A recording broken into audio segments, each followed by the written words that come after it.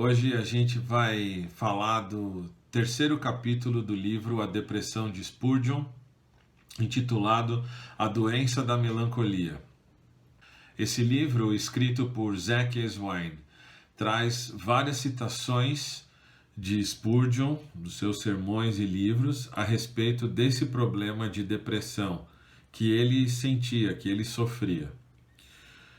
A primeira citação que eu faço de Spurgeon deste capítulo é essa: pessoas desanimadas podem encontrar motivo para o medo onde não há. E isso normalmente acontece.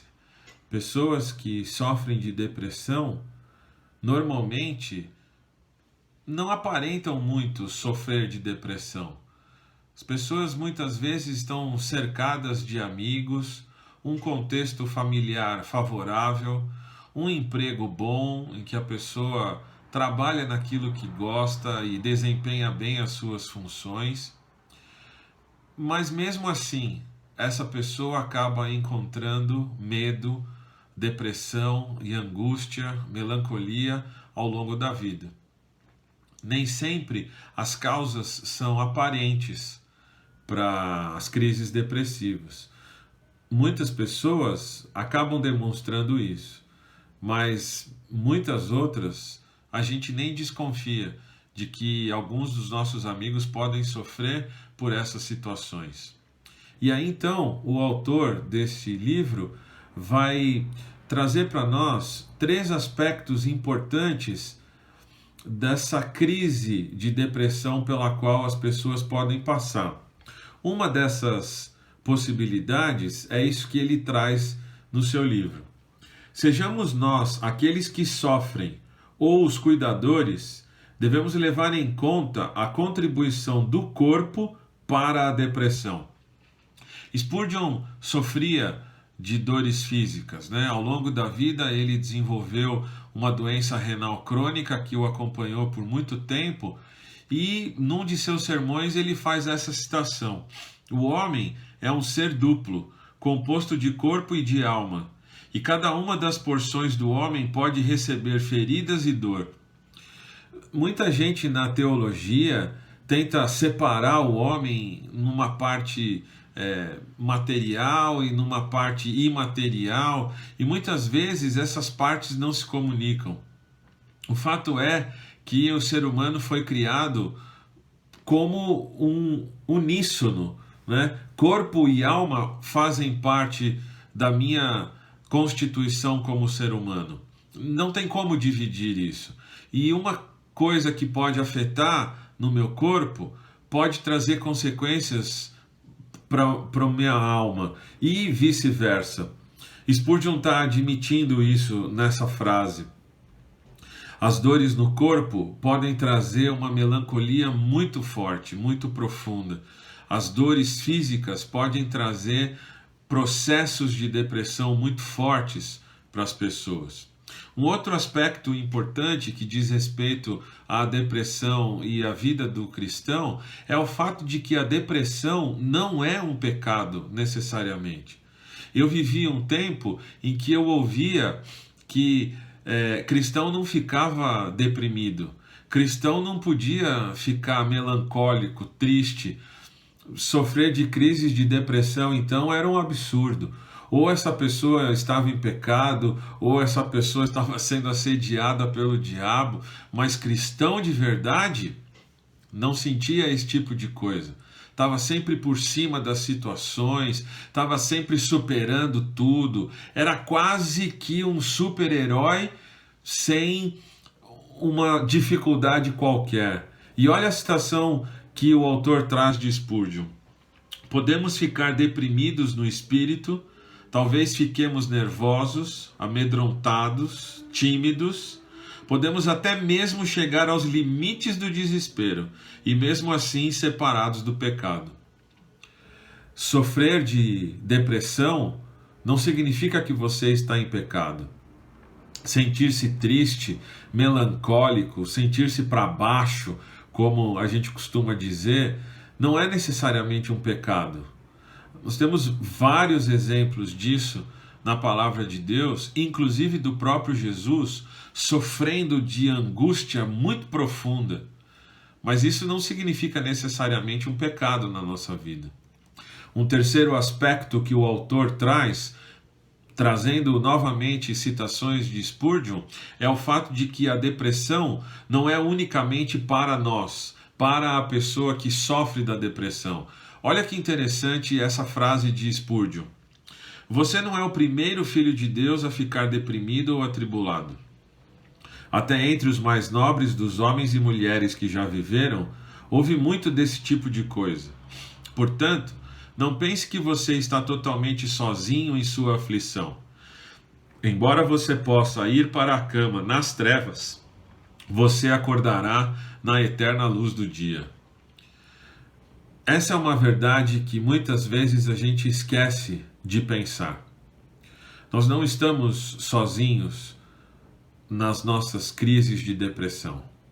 É bem verdade que um dos aspectos da depressão é o fato da pessoa que sofre disso querer se afastar, querer ficar sozinha, não querer conversar com as pessoas, não querer se encontrar com as pessoas. É bem verdade que pessoas em crises de depressão vão querer ficar isoladas num canto, não vão querer sair de casa, vão ficar muito tempo reclusas. Mas é verdade também que a gente não está sozinho nessa. Muitas outras pessoas sofrem dessas crises de depressão, mas também muitas outras pessoas que fazem parte do nosso contexto, que fazem parte da nossa vida, não sofrem dessas coisas. E elas estão aí para nos ajudar, para nos auxiliar. É assim que funciona, por exemplo, no corpo de Cristo. A igreja de Jesus, seja a igreja local, propriamente dito, esse primeiro núcleo que nós fazemos parte dentro do reino de Deus, a nossa igreja local é composta de pessoas iguais a nós.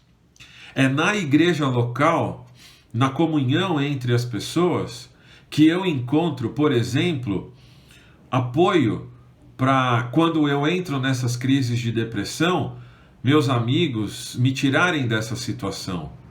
Eles se esforçam para me verem ao lado deles, entende?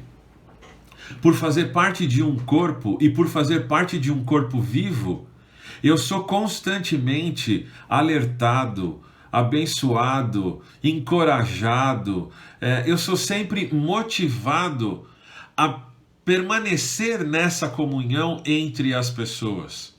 Quando eu me afasto do convívio deles, eles ligam para mim querendo saber como é que eu tô. Se eu tô distante deles, não dando sinal de vida, eu sempre recebo ligação e mensagem das pessoas querendo saber como é que eu tô. Elas não estão policiando a minha vida, elas não estão interferindo na minha vida, querendo ditar as regras da minha vida. Elas estão fazendo o que a Bíblia ensina: levai as cargas uns dos outros.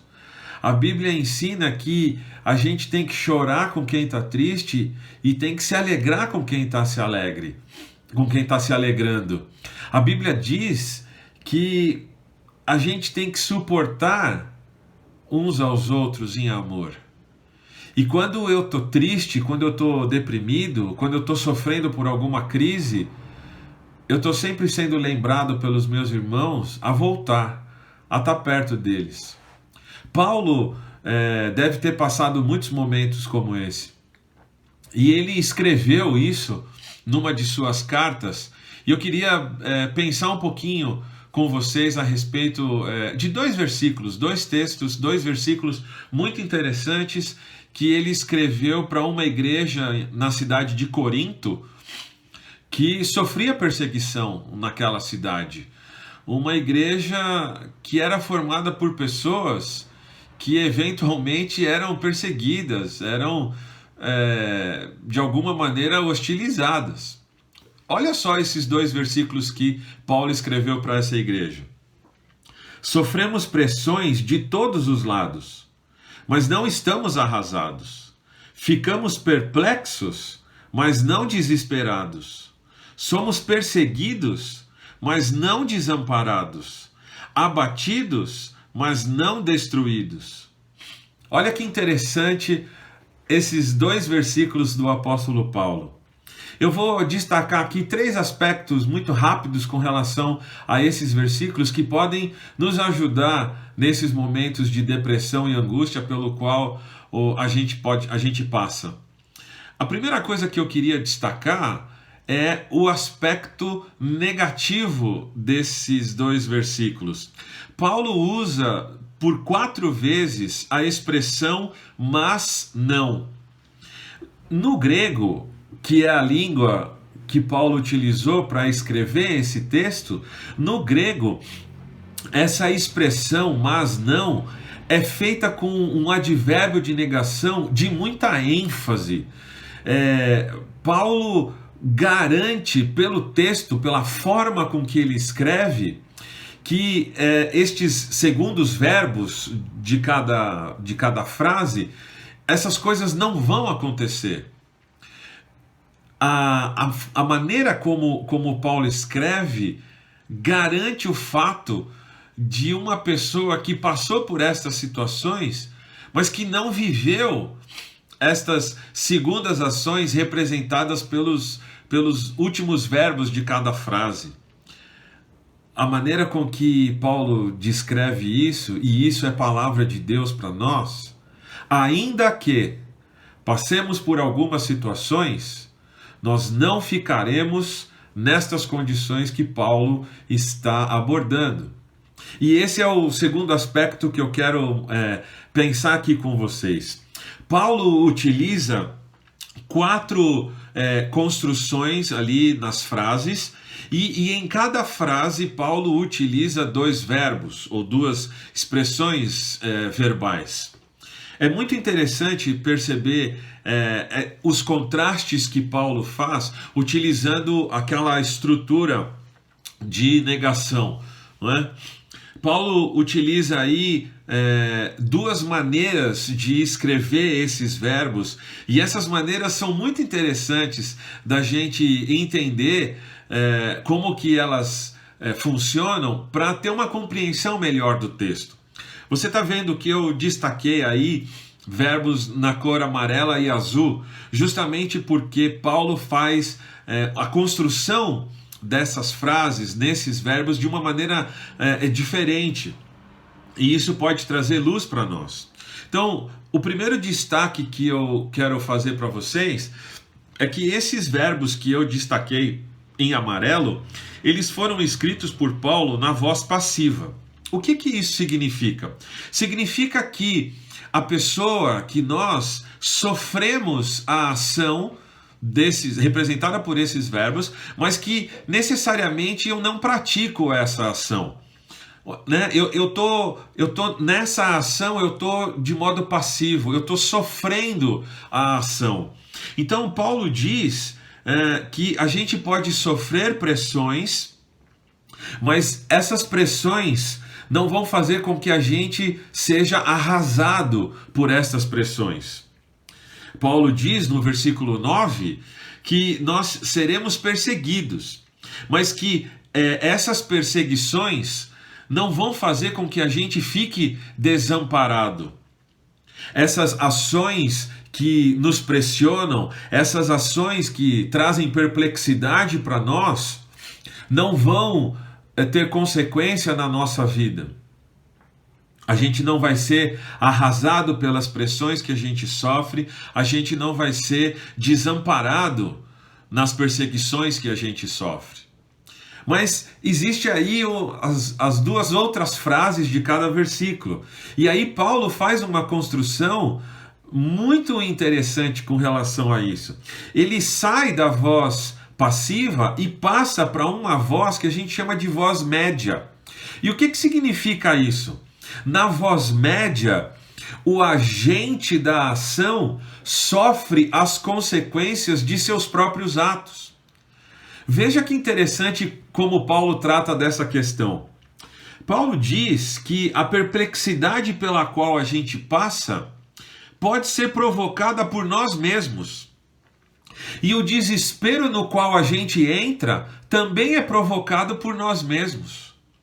Mas Paulo diz que a gente não vai ficar desesperado.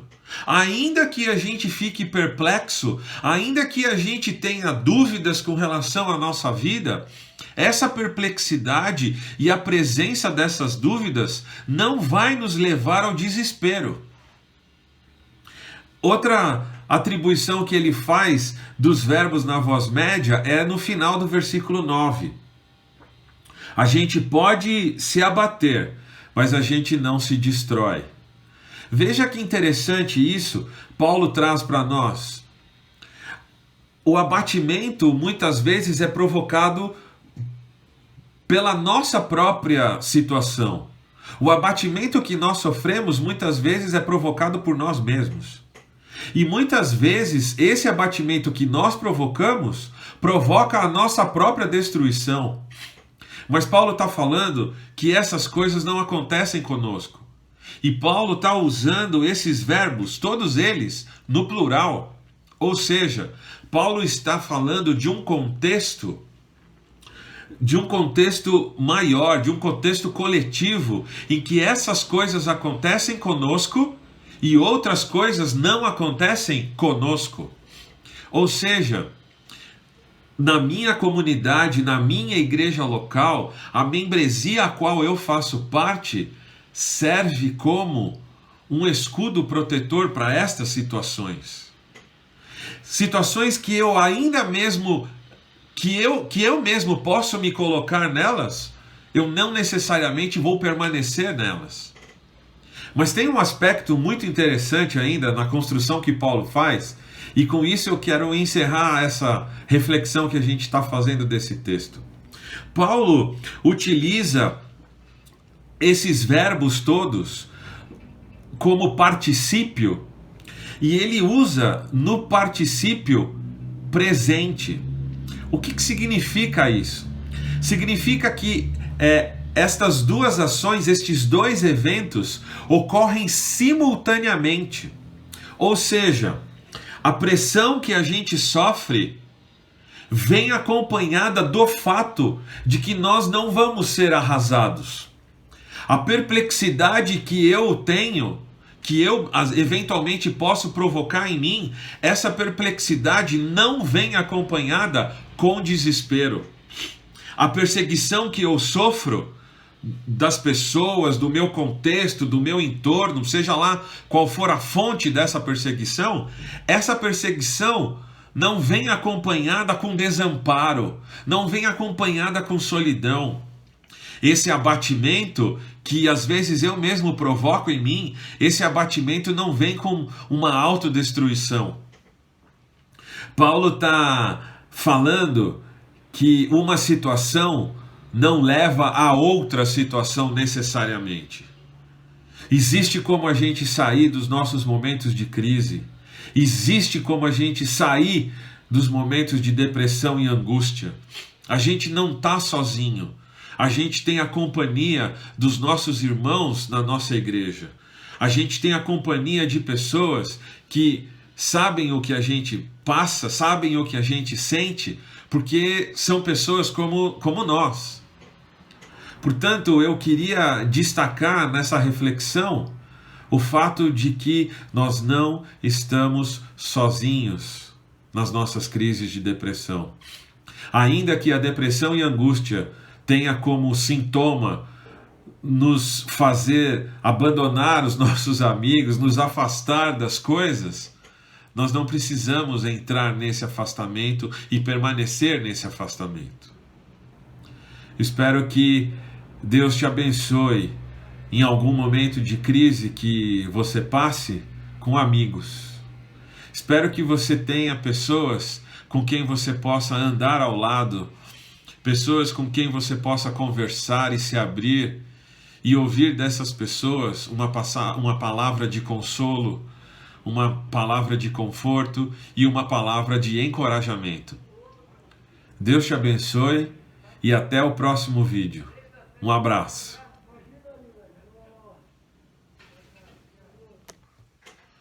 Vamos deixar passar alguns segundos para a gente ter tempo ali, certo? Para a gente poder apagar e ficar legal. Olá pessoal, tudo bem?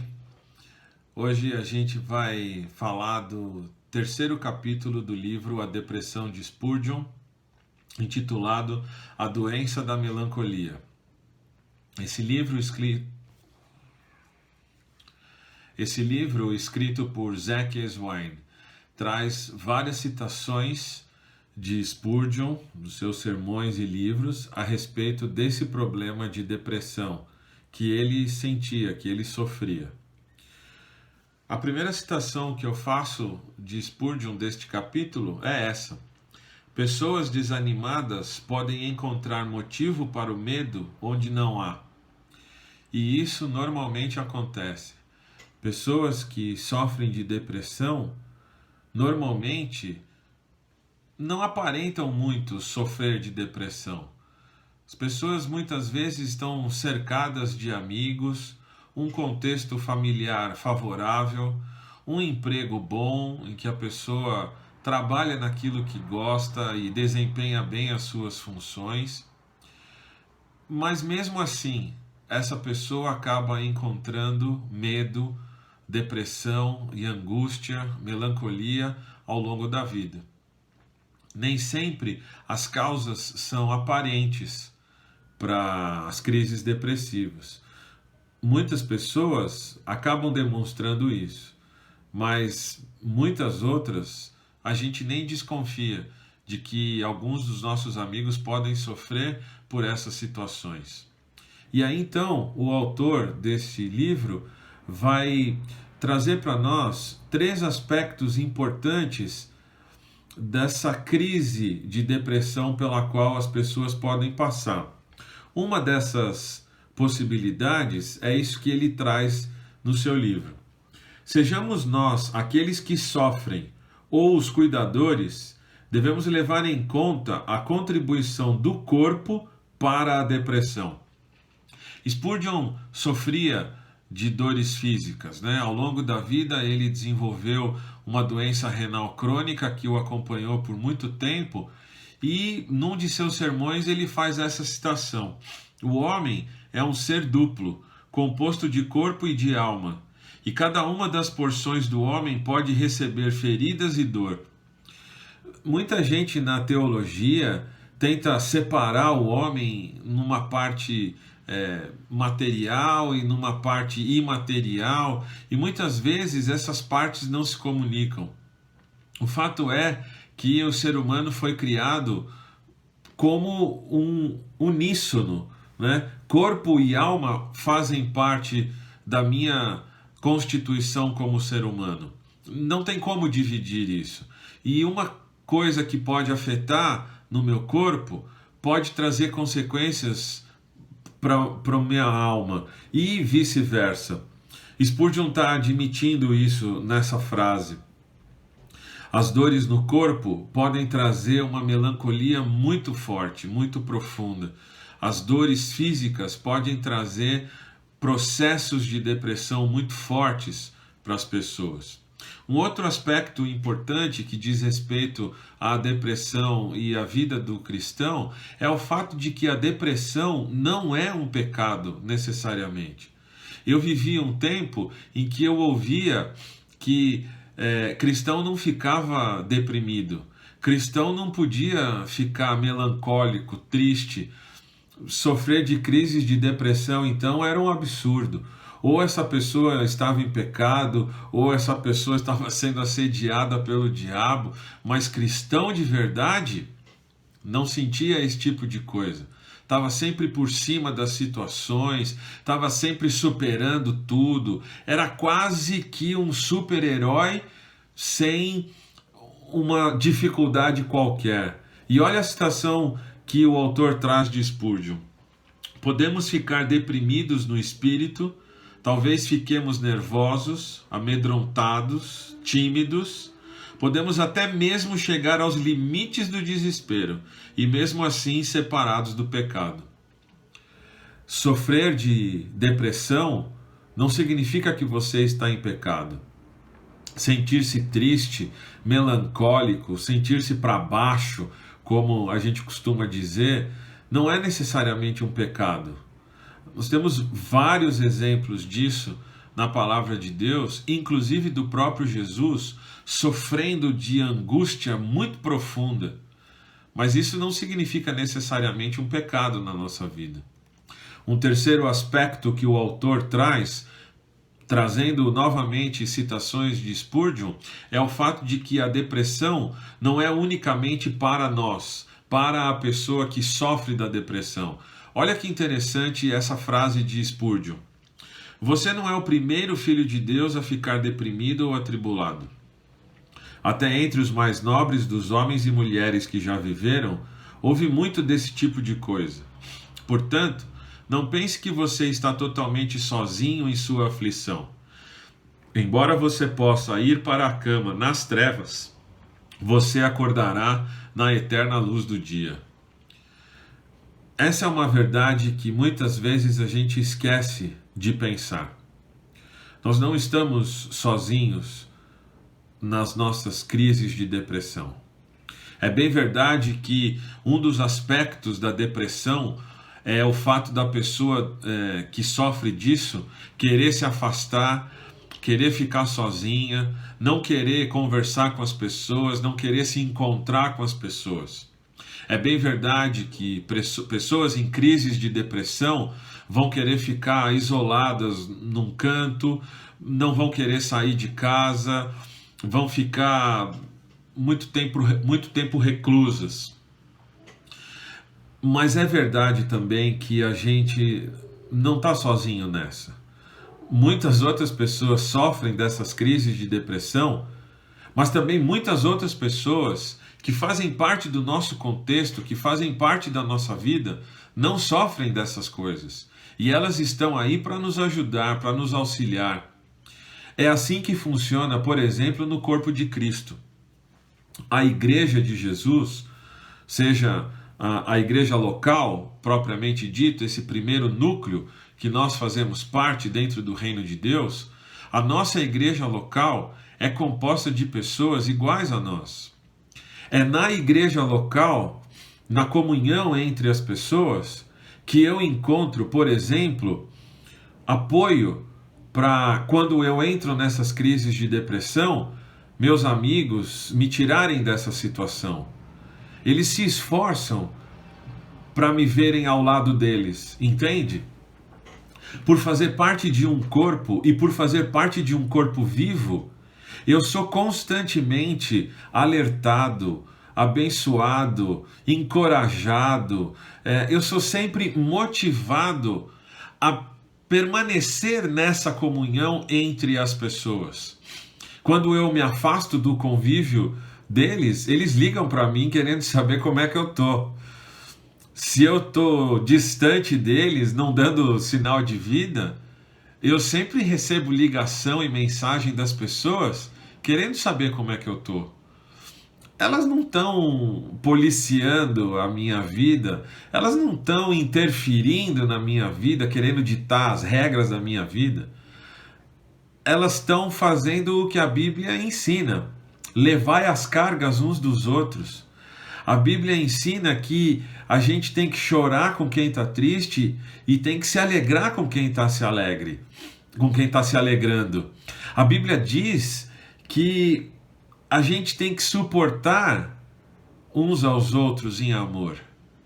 E quando eu estou triste, quando eu estou deprimido, quando eu estou sofrendo por alguma crise, eu estou sempre sendo lembrado pelos meus irmãos a voltar, a estar perto deles. Paulo deve ter passado muitos momentos como esse. E ele escreveu isso numa de suas cartas.